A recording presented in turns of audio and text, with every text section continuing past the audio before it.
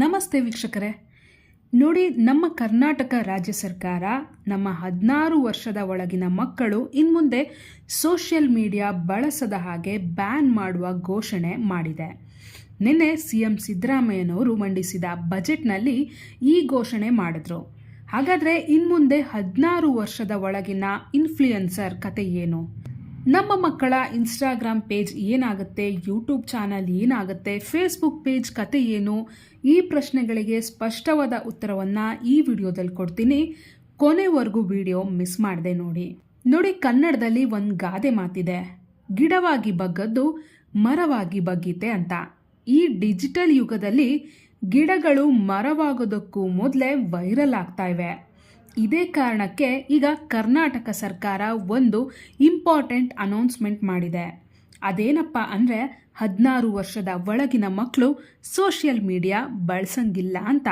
ಇನ್ಮುಂದೆ ಮಕ್ಕಳು ರೀಲ್ಸ್ ನೋಡ್ತಾ ಕೂರೋದು ತಪ್ಪುತ್ತೆ ಅಂತ ಅನ್ನೋದೇನೋ ಸರಿ, ಆದರೆ ಒಳ್ಳೆಯದಕ್ಕೂ ಇನ್ಮುಂದೆ ಮಕ್ಕಳು ಸೋಷಿಯಲ್ ಮೀಡಿಯಾ ಬಳಸೋ ಹಾಗಿಲ್ವಾ ಅನ್ನೋ ಪ್ರಶ್ನೆನೂ ಬರುತ್ತೆ.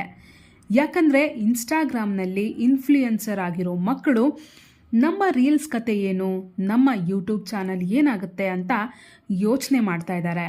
ಅವರ ತಂದೆ ತಾಯಿ ಸಹ ನಮ್ಮ ಮಕ್ಕಳು ಕ್ರಿಯೇಟಿವ್ ಕಂಟೆಂಟ್ ಮಾಡೋ ಹಾಗಿಲ್ವಾ ಅಂತ ಕೇಳ್ತಾ ಇದ್ದಾರೆ. ನೋಡಿ ಸ್ನೇಹಿತರೆ, 16 ವರ್ಷದ ಒಳಗಿನ ಮಕ್ಕಳಿಗೆ ಸೋಷಿಯಲ್ ಮೀಡಿಯಾ ಬ್ಯಾನ್ ಅನ್ನೋ ನಿರ್ಧಾರ ಹೊಸದೇನಲ್ಲ. ಆಸ್ಟ್ರೇಲಿಯಾ ದೇಶ ಈಗಾಗಲೇ ಈ ಕಾನೂನು ಜಾರಿ ಮಾಡಿ ಆಗಿದೆ. ಅದೇ ರೀತಿ ಈಗ ನಮ್ಮ ರಾಜ್ಯದಲ್ಲೂ ಆಗ್ತಾ ಇದೆ. ಹಾಗಾದರೆ ಇಲ್ಲಿ ಯಾವ ರೀತಿ ಇರುತ್ತೆ ಕಾನೂನು? ಈ ಕಾನೂನು ಜಾರಿಯಾದರೆ 16 ವರ್ಷದ ಒಳಗಿನ ಮಕ್ಕಳು ಇನ್ಮುಂದೆ ಇನ್ಸ್ಟಾಗ್ರಾಮ್ ಬಳಸೋ ಹಾಗಿಲ್ವಾ?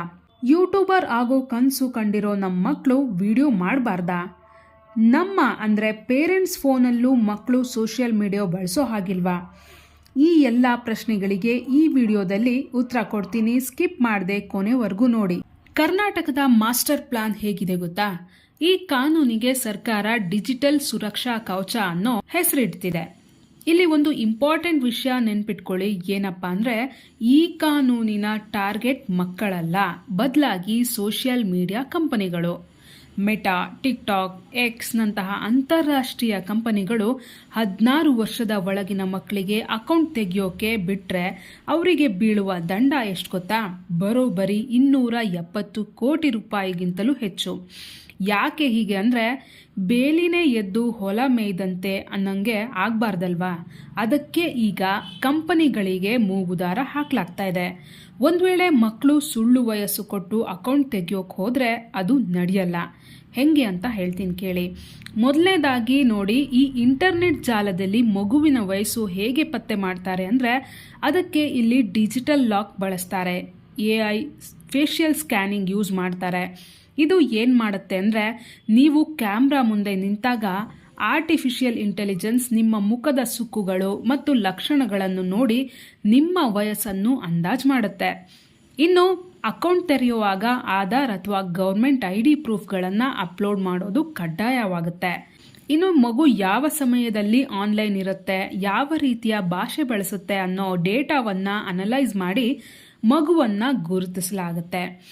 ಅದೇ ನಮ್ಮ ಕನ್ನಡದಲ್ಲಿ ಒಂದು ಗಾದೆ ಮಾತಿದೆಯಲ್ಲ, 10 ಜನ ಸೇರಿದ್ರೆ ಒಂದು ಎತ್ತು ಮಾರಬಹುದು ಅಂತ. ಹಾಗೆ ಈ ಕಂಪನಿಗಳು ಕಟ್ಟುನಿಟ್ಟಾದ ತಂತ್ರಜ್ಞಾನ ಬಳಸಿ ಮಕ್ಕಳನ್ನು ಸೋಷಿಯಲ್ ಮೀಡಿಯಾ ಪ್ಲಾಟ್ಫಾರ್ಮ್ಗಳಿಂದ ದೂರ ಇಡೋ ಹಾಗೆ ಮಾಡ್ತಾರೆ. ಈಗ ಮತ್ತೊಂದು ಪ್ರಶ್ನೆ, ಇದು $1 ಮಿಲಿಯನ್ ಪ್ರಶ್ನೆ. ಏನಪ್ಪಾ ಅಂದ್ರೆ, ಅಯ್ಯೋ ನನ್ನ ಮಕ್ಕಳು ತುಂಬ ಚೆನ್ನಾಗಿ ಡ್ಯಾನ್ಸ್ ಮಾಡ್ತಾರೆ, ವಿಡಿಯೋ ಮಾಡ್ತಾರೆ, ಅವರು ಇನ್ಮುಂದೆ ಕ್ಯಾಮ್ರಾ ಮುಂದೆ ಬರಬಾರ್ದೆ ಅಂತ ಕೇಳಿದ್ರೆ ಉತ್ತರ ಖಂಡಿತ ಬರಬಹುದು. ಹೇಗೆ ಅಂದರೆ ನೋಡಿ, ಮಕ್ಕಳು ವಿಡಿಯೋ ಮಾಡಬಹುದು, ಆದರೆ ಅವರು ಆ ಅಕೌಂಟ್ನ ಮಾಲೀಕರಾಗಿರಬಾರ್ದು ಅಷ್ಟೇ. ಪೇರೆಂಟ್ಸ್ ಬಾಸ್ ಆಗಿರಬೇಕು. 16 ವರ್ಷದ ಒಳಗಿನ ಮಕ್ಕಳು ತಮ್ಮ ಹೆಸರಲ್ಲೇ ಅಕೌಂಟ್ ತೆರೆಯೋ ಹಾಗಿಲ್ಲ, ಆದರೆ ಅವರ ಪೋಷಕರು ತಮ್ಮ ಹೆಸರಿನಲ್ಲೇ ಖಾತೆ ತೆರೆದು ಮಕ್ಕಳ ವಿಡಿಯೋಗಳನ್ನು ಅಪ್ಲೋಡ್ ಮಾಡಬಹುದು.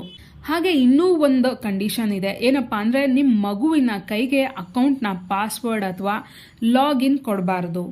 ನನ್ನ ಅಕೌಂಟ್ ನನ್ನ ಇಷ್ಟ ಅನ್ನೋ ಹಂಗಿಲ್ಲ.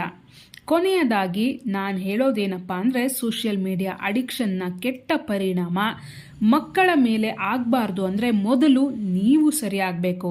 ಇಲ್ಲ ಅಂದರೆ ಹಿರಿಯಕ್ಕನ ಚಾಳಿ ಮನೆ ಮಂದಿಗೆಲ್ಲ ಅನ್ನೋ ಹಾಗಾಗತ್ತೆ. ಈ ಹೊಸ ಕಾನೂನಿನ ಬಗ್ಗೆ ನಿಮ್ಮ ಅನಿಸಿಕೆ ಏನು? 16 ವರ್ಷದೊಳಗಿನ ಮಕ್ಕಳಿಗೆ ಸೋಷಿಯಲ್ ಮೀಡಿಯಾ ಬ್ಯಾನ್ ಸರಿನಾ ತಪ್ಪಾ? ಕಮೆಂಟ್ ಬಾಕ್ಸ್ನಲ್ಲಿ ನಿಮ್ಮ ಅಭಿಪ್ರಾಯ ತಿಳಿಸಿ. ಈ ವಿಡಿಯೋ ಇಷ್ಟವಾಗಿದ್ದರೆ ಲೈಕ್ ಮಾಡಿ ಮತ್ತು ನಿಮ್ಮ ಎಲ್ಲ ಪೋಷಕ ಸ್ನೇಹಿತರಿಗೆ ಶೇರ್ ಮಾಡಿ. ಮುಂದಿನ ವಿಡಿಯೋದಲ್ಲಿ ಮತ್ತೆ ಸಿಗೋಣ. ನಮಸ್ಕಾರ.